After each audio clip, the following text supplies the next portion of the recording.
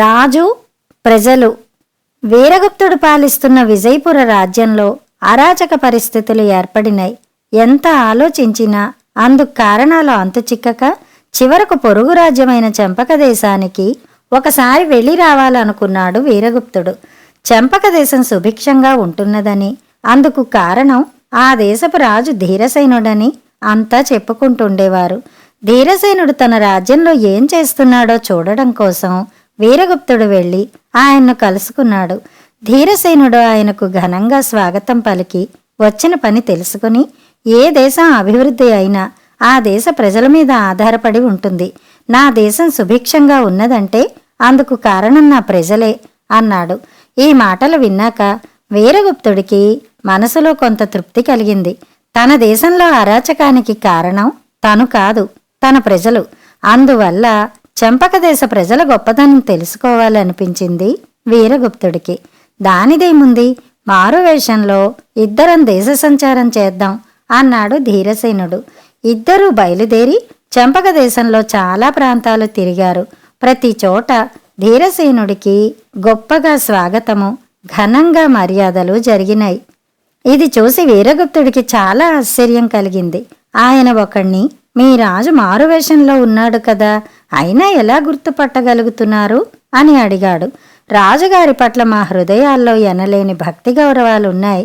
ఆ కారణంగా ఆయన ఏ మారువేషంలో ఉన్నా మేము సునాయాసంగా గుర్తుపట్టగలం అన్నాడు వాడు. ఈ సమాధానం విని వీరగుప్తుడు మరింతగా ఆశ్చర్యపోయాడు. ఈ పర్యటనలో ధీరసేనుడు కొన్ని చోట్ల తనకు నచ్చిన వస్తువులు కొనుక్కోవాలని చూశాడు.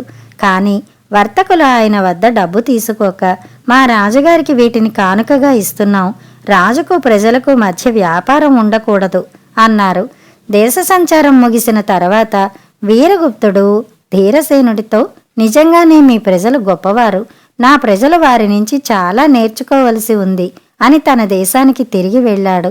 1 నెల రోజులు గడిచాక ఆయన తన ప్రజల తీరుతెన్నులు ఎలా ఉన్నది తెలుసుకునేందుకు మారువేషంలో దేశ సంచారం ప్రారంభించాడు.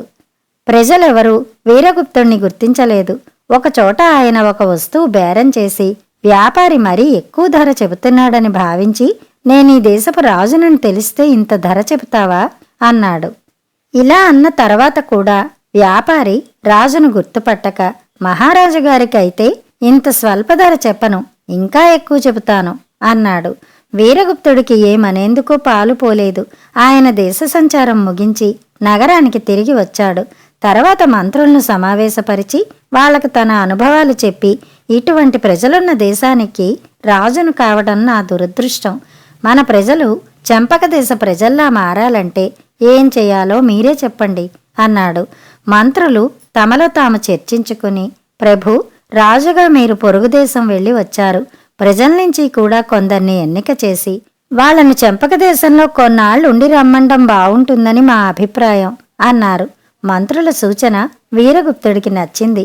దేశంలోని వివిధ ప్రాంతాల నుంచి 100 మంది ప్రతినిధులు ఎన్నిక చేయబడ్డారు. వాళ్లను చెంపక దేశంలో 2 మాసాల పాటు ఉండి రావలసిందిగా ఆయన ఉత్తర్వు జారీ చేశాడు. ఇందుకు చెంపక దేశ రాజు ధీరసేనుడి అనుమతి కూడా లభించింది. 2 నెలలు గడిచాక రాజు పంపిన ప్రతినిధులు తిరిగి వచ్చారు. రాజు వాళ్ల అనుభవాల గురించి అడిగాడు. ఏ దేశం అభివృద్ధి పొందాలన్నా అందుకు సరైన నాయకుడుండాలి. చెంపక దేశపు రాజు ధీరసేనుడు అసమాన ప్రజ్ఞాశాలి అన్నారు వాళ్ళు. వీరగుప్తుడు ఈ మాటలు వింటూనే కోపం తెచ్చుకుని, ధీరసేనుడే నాతో చెప్పాడు, తన దేశం ఏ అరాచకాలు లేకుండా సుభిక్షంగా ఉన్నదంటే అందుకు కారణం తన ప్రజలే కాని తను కాదని అన్నాడు. ఆయన దేనికి తన్ను తాను పొగుడుకోడు. ప్రజలను కన్న బిడ్డల్లా ప్రేమిస్తూ అన్ని గొప్పతనాలు వారికే అంటకడతాడు అన్నారు ప్రతినిధులు. వీరగుప్తుడు 1-2 క్షణాలు ఆలోచిస్తూ ఊరుకుని, ఏ వేషంలో ఉన్నా తమ రాజును గుర్తుపడతారు చెంపకదేశ ప్రజలు. అసలు వేషంలో కూడా రాజును గుర్తుపట్టలేని ప్రజలు మన దేశంలో చాలా మంది ఉన్నారు, దీనికేమంటారు అన్నాడు. ప్రభు, గౌతమ్ బుద్ధుడి బొమ్మ ఎక్కడ కనబడినా అందరూ గుర్తుపడతారు. ఇందుకు కారణం బుద్ధుడి గొప్పతనమే గాని ప్రజల గొప్పతనం కాదు కదా అన్నారు ప్రతినిధులు. ప్రతినిధులు చెప్పే మాటల్లో ఏదో అంతరార్థమున్నదని గ్రహించిన వీరగుప్తుడు, మీరు చెప్పదలుచుకున్నదేమిటో సూటిగా చెప్పండి అన్నాడు. దానికి ప్రతినిధులు ఎంతో వినయంగా, ధీరసేనుడు ప్రజల గురించి తప్ప ఇంకేమీ ఆలోచించడు. ఆయనకు విలాస జీవితం మీద ఆసక్తి లేదు. తన విలాసాల కోసం కాక ప్రజల అవసరాలు తీర్చేందుకే పన్నులు వేస్తాడు. ఆయనకు ప్రజలపై పూర్తి విశ్వాసం ఉంది. అందువల్లనే వాళ్ల మీద ఎటువంటి ఆంక్షలు విధించలేదు.